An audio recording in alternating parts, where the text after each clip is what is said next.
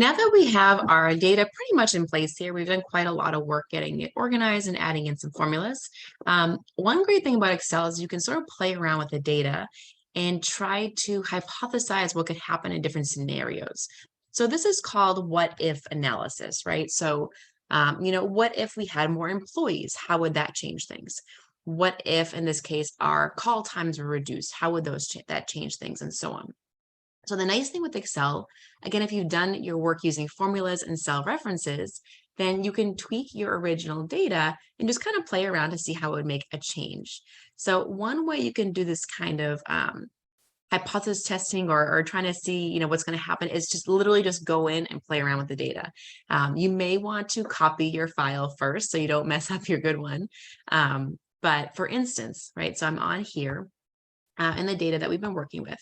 And we're looking at call operators and hold times and things like that, right? And we kind of saw that this is very high for what we're looking for, right? So the probability of waiting on hold was 80%. The hold time was about 19 and a half minutes, and that's really long. So this data tells us that maybe we need to look into something else, right? Do we need to hire more people? Do we need to do better training to help us reduce call time, etc. So again, one way just to see what could benefit the company is to just play around with the data. So one thing that your text recommends doing is, well, let's change the call duration. So the call duration is how long employees are on the phone with customers, right? So here you have that the call duration tends to be around 16 minutes. And this was the original data that we were using here. So let's say we could get that call duration down to 11 minutes. How do things change? So I can just type in 11 and all my formulas would update appropriately. So if I get that down to 11 minutes, then what's happening is that my probability of waiting on hold drops to 10%, and people are only on hold for 13 or 14 seconds. That's a huge change, right? Our original value was 16 minutes for a phone call. If we can shave 5 minutes off of each phone call, let's say on average, right, then we're going to save a ton of wait time, right? So again, you can play around. Maybe there's training that we can do to decrease that call time, right? Make people more efficient with their time, provide scripts, and so on. But obviously, there is a balance there. I know I've told you guys my brother worked for a call center once, and he actually used to get I don't know, not demerits, but written up quite often because his call times were too long. But his customer reviews were excellent. So it was one of those things where he did a really great job helping the customers and they really liked him. But his employer was very unhappy because his call times were too long and he wasn't answering as many calls. So you kind of have this weird balance between the two. So maybe we're looking here and we say, okay, there's probably no way that we can shave 5 minutes off of each call time, right? We don't want to decrease our customers' experience, for instance, right? So let's say that doesn't work. Well, what else could we do, right? How else could we make a change here? And we can make a change instead, maybe by bringing in more employees, right? Maybe if I had more people who could answer the phone, then that would decrease call times, right? So that's something else that we could think.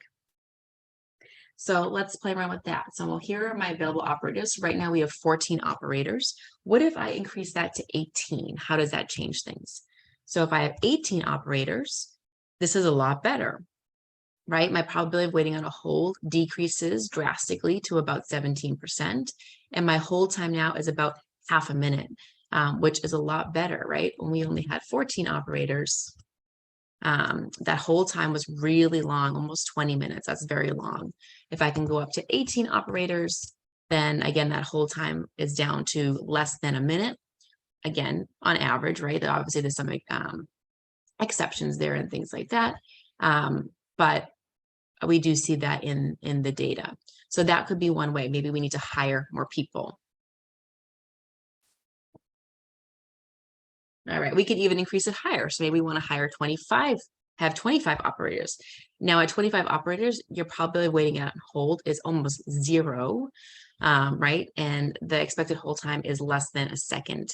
So what's happening with 25 operators is that, basically as soon as somebody hangs up the phone, another operator is free to take that next call. So people really are not waiting. And if they are, it's for a very, very short amount of time. So maybe we want to even hire more people, right? But then that's something to consider about budget, right? You have 14 operators now. To have 25 on at a time is a huge increase. It's almost double, not quite your original number of employees. So again, it's something to think about. Maybe you cannot hire 25 or have 25 operators. Maybe that's just not feasible either. So you can kind of play around with the file and just see, what could potentially happen as you change the data. So let me go back to 14 here.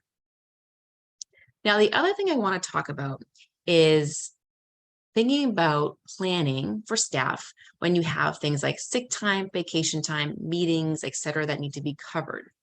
So just because you want to have, let's say, 25 operators, it doesn't always mean that all 25 operators would be available, right? So if I hire, let's say, 25 operators, and I'm kind of expecting them, hey, everybody works 9 to 5, Monday through Friday. Well, people are going to be sick. People are going to take vacation. People may have to go to lunch or to meetings and things like that. So even though you have 25 operators hired, there's probably not going to be 25 people working. You may have less than that, right? So how do you actually determine how many people you should hire then so that you do have enough to cover all those breaks and vacation time, et cetera, while still having the number of employees that you want on staff? So I'm going to go to the staffing calculator here at the bottom. So go to that tab, and we can actually do a little bit of calculation to kind of figure out how much time we have to account for in absences. So, and again, you do need some background data first, right, about how your company operates and how much sick time and vacation time most people get and take. So here we have some basic information. So this company works 52 weeks, so they don't have any time off, whole weeks off automatically as a company. They do work 5 days a week. They recognize 6.5 holidays per year, and then they work 8 hours a day. So we just have some basic information for this company. So we're going to fill in the rest here. So in cell B9 here, we want to figure out the working days less holidays, right? So I'm actually going to go ahead. I'm going to start. Now think about this. We work for 52 weeks, 5 days a week. So I'm going to start by doing the B5 cell, which has 52. And I'm going to multiply that by my B6 cell, which has the 5 days a week. But I do need to subtract out for holidays. So I'm going to subtract that B7 cell. So there's actually 253.5 working days a year, again, if we don't include holidays. Now, how many hours would we be taking phone calls, right? Well, how many hours are they open? They're open 8 hours a day. So we would be taking phone calls for all those 8 hours. So in my cell for 10, B10, I'm going to use my working days, and I'm going to multiply that by the number of hours that were open each day. And again, I'm going to use my cell references. I always try to avoid using actual numbers and formulas whenever possible, because you never know. Maybe someday down the line, you're going to be open 9 hours a day, right? And now instead of having to do all the formulas again, you can just change that one cell. So always try to use your cell references. So basically, you need about 2,028 hours of coverage for the year.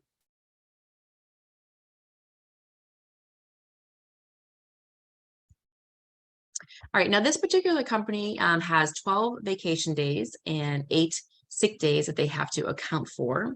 Again, these are done annually. So this would be, over the entire year, how many vacation days are going to be taken, how many sick days, and so on. So they have 12 and 8 as their days. So to find out the total annual absences here, so I'm in cell B15 now, I'm going to go ahead and I'm going to use parentheses and add these two cells first to add up the annual days that we're losing. And then I'm going to go ahead and multiply that again by B8 to change that into hours. Because really for the phone call, we're looking at the hours of coverage more individually rather than the days. Now, you also have daily absences to consider, and not so much like sick days and vacation days that you can look at like for the whole past year or the whole year that you allot, but things like staff meetings or trainings, breaks, right? Lunch break, a coffee break in the morning, whatever kind of breaks that your company does. So you do have to assume that even though someone is working for the day, they're not going to be at that desk all 8 hours. They're going to have breaks filled in. So you don't actually have a full 8 hours of coverage per person. So again, what we're going to do here is we're going to go ahead and start by adding these up. So you have a 1 hour loss and also a 1.25 hour loss here. And then I'm going to go ahead again and multiply that by my B8 value. Oh, sorry, not B8, that doesn't make sense. B9, that looks better, looking at the wrong cell. My B9 value, right, because this would happen every single day, right? You're going to take lunch every day that you work. So you have your daily absences multiplied by the number of working days that would occur there. And then I have 570 hours in that case. So we are losing a lot of time, right? You're trying to cover for 2,028 hours, but you're losing 570 hours to just normal breaks and meetings and things like that, and another 160 hours to absences for vacation or sick days for the year.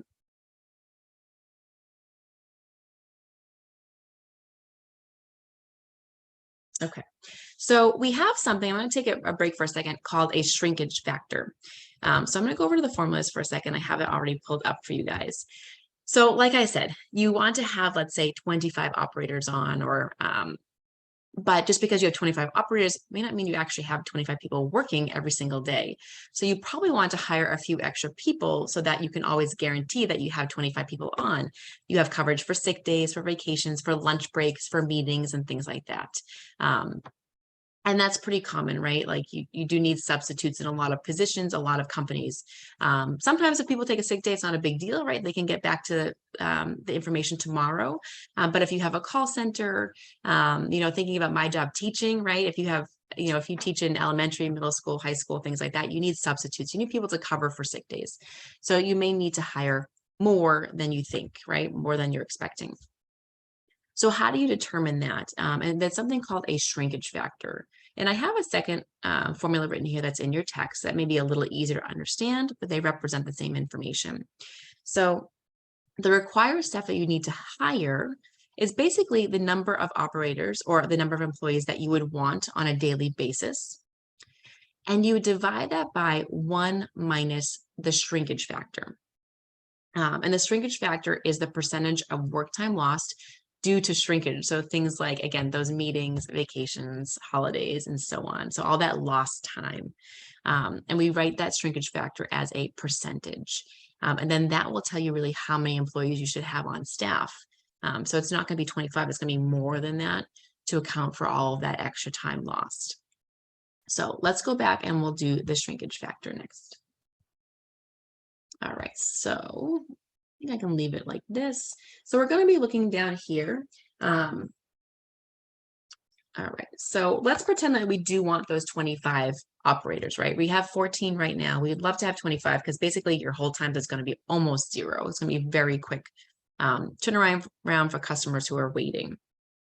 So we're going to put in the number 25 as our goal.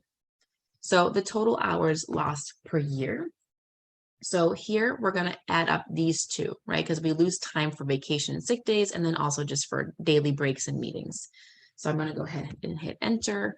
I'm going to add up my B20, and I'm going to add up my B15. And that will give us the total hours of lost time, which is a lot, right? 730 hours of lost time due to people having to be out or go to meetings and things.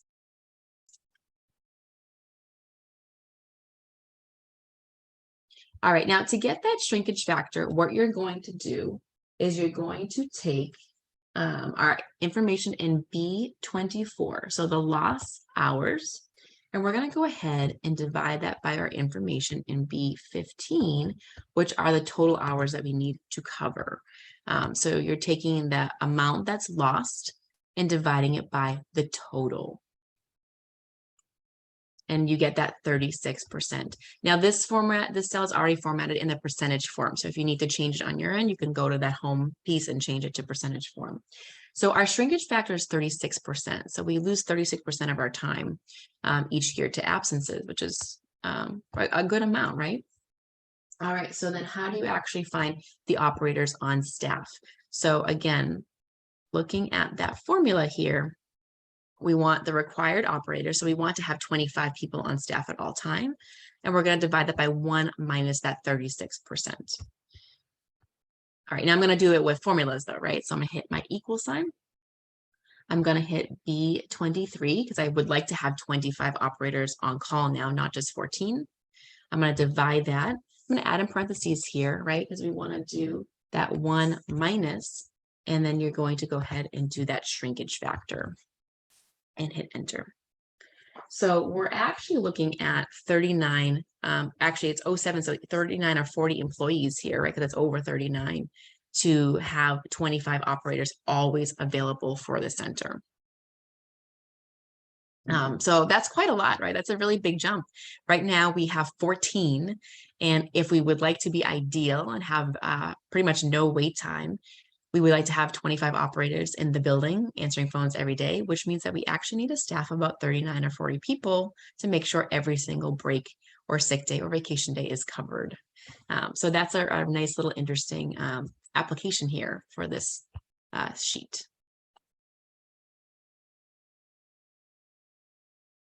So let's say you're looking at this and you go to your boss now and you say, hey, I really need to have 39 or 40 employees on staff so that our numbers and our call times are where they need to be. That's probably going to be unlikely, right? That you can hire that many more people. But maybe it comes back where your boss says, listen, I can't do 39, but we can hire up to 30 people for the call center. We have 14 now, so we could hire 16 more positions. That's within our budget. You know, we looked at the numbers and we think it's worth spending that money for the company, right? It'll benefit us overall. So you kind of want to work backwards now, right? So your company is telling you like, hey, I can't give you 39, but I can give you 30. So if I have 30 employees, I'd like to kind of work backwards and know, well, how many operators does that have? Now, if you're good at math, then you can just use that formula I gave you, that number over 1 minus the shrinkage factor and solve it using an equation. So that's fine. But those of you who aren't as good at math or you want to just do it on Excel, there is a way to work backwards. And what you're going to do is you're going to go up here to the data tab and you're going to go into the what if analysis. So this is another way to do what if analysis that's more structured. It's not as much, just kind of playing around with the data. And you want to see goal seek. That is a tab that you want to use here. And again, it's a way, it kind of makes sense, right? You're seeking out a certain goal. And again, it helps you to kind of work backwards in this case, where you kind of give it the output and it's going to give you the input value. So how many operators on call that relates back to. So let's see, our set cell here is going to be B26. It's going to be B26 here. So that's going to be the operators that we can hire. And let's say your company told you that it was going to be 30. So again, I'm going to put, where would I put my output data? I would put it right here, but it's going to be 30 instead. That's what we'd have. And the piece where the input is that I'm looking for is actually in cell B23, right? So again, we're working backwards here. Instead of telling it the operators, we're going to go backwards. We're going to tell it the employees and get how many operators would actually be on staff. And again, our goal value is 30 employees. So we're basically kind of saying, hey, what would happen if this B26 was 30 instead? So when I'm ready, I just hit OK, and you'll see that those values will change, right? So that became 30. And then the number of operators that associates to would be 19. So I'm not getting the 25 that I'm looking for, but it is definitely better than the 14 I have now. So if we have 30 employees, you can expect about 19 to be on staff every single day with all breaks covered.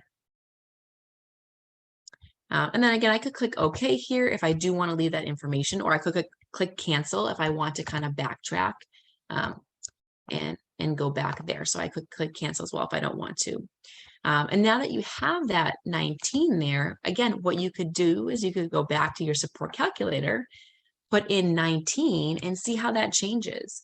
So when I put in 19, it's a lot better, right? My probability of a wait time is 10%, and I'm only waiting about 17, 18 seconds. So you know what? I didn't get the 25 that I wanted, but by hiring up to 30 employees, knowing I have 19 operators on, that's really going to significantly help our company reduce those wait times, right? We all know that, happier clients who are not waiting on the phone for 20 minutes are going to be easier to work with, right, than someone who has been waiting for a really long time. So that's just a little bit of what if analysis. And a great feature of Excel is really just going in and playing around with that fixed data so that you can see what would happen and use that data to help make decisions in your company, right? You can show with the data, hey, this will happen with our hold times if we have more employees. Okay, so now go back into the numbers. Can we financially support more employees? It's going to pay off in the long run because of X, Y, Z, or no, I can only do this many, right? So Excel is really robust like that, where it allows us to really just play around with the data and help to kind of predict ways that we can improve